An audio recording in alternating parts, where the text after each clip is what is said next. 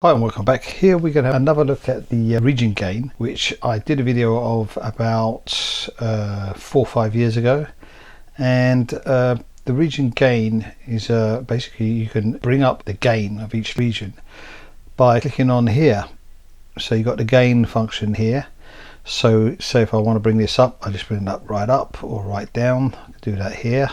Or you can select several regions and then do the same there, bring it up and down, as you can see. And pretty straightforward function, but very useful for when you're mixing. I use it all the time. You know, if I want this one here to be louder, just go over and whip that up, straight up. Yeah, straight up, up. There you go, and you can see it coming up here. You can see that's a lot louder.